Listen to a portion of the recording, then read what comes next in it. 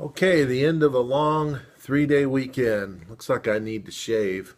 I've got court tomorrow, so I'll definitely shave for that. Um, week 3.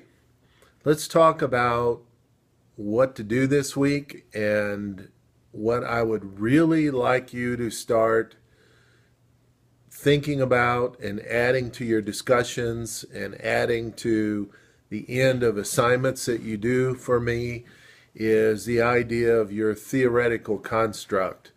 What model do you believe in? Which model do you think works best for criminal justice and for your legislators to support, your president to support, your schools to support? So, to get to that, page 72 starts about 3 pages of model theories that are the most common in correctional and criminal justice administration. And I I don't care which one that you favor or pick or choose or think about the most, just so you think about something the most, and not just give me little pieces that you think might make me happy. So from the interviews we had, when you did a great job, by the way, interviewing across the board different people with different positions in criminal justice. And there were some commonalities and common themes throughout. There was the idea of service to the community, making a career. There was very few that were saying, look, I'm doing this now, but I'm going to be doing something completely different later. If you read enough of them, you gathered that a lot of them planned on doing that until they could no longer work. And so that's real interesting in our society where most people have 5 or 6 different separate careers. These people are thinking that that's what they're going to be doing from now on. Also, there were some school resource officers interviewed, which there usually is in this class, and a lot of apologies from them as far as, well, they were really surprised that they found working with kids to be so satisfying. That's a common thread that I see a lot in the work. Uh, Normal police officers really try to push juvenile cases to the back burner, would rather not talk to kids, find kids frustrating, but once they start in those kind of positions, they find a lot of satisfaction. And so, very good job. I think you should have picked up a lot if you read enough.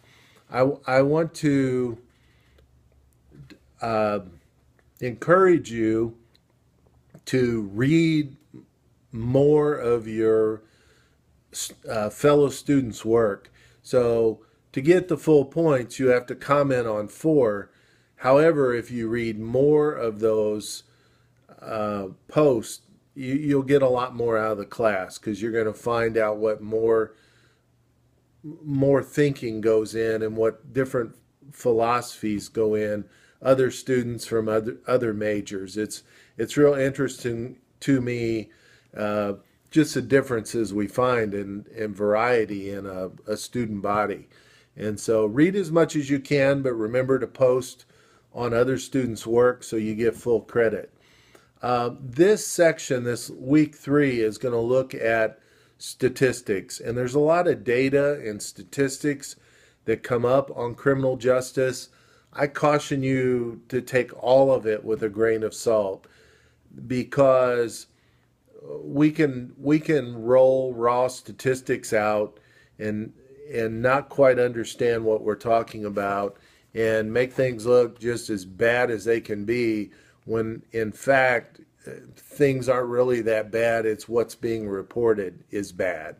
So, and there's also many areas that aren't reported. Working a case this weekend with a young man on probation that we really need to be providing more services for, but his victim is his mother, and his mother is not willing to report him stealing her debit card and making $200 disappear this weekend.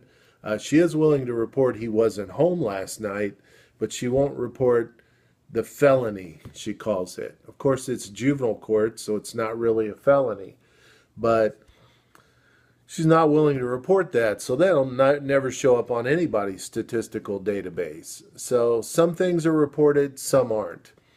Um, as far as data, I I'm going to suggest a book to you, one that's on my shelf. It's called Weapons of Math Destruction, and it's by Kathy O'Neill, who is a Harvard professor.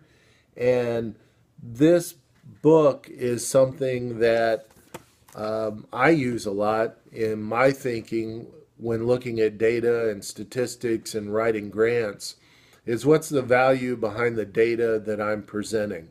What am I trying to actually accomplish by telling someone that crime has dropped in the past 2 years in this community by 25%? What exactly does that mean? Do I need less officers? Is it really that crime is lower or that the reporting of crime is lower?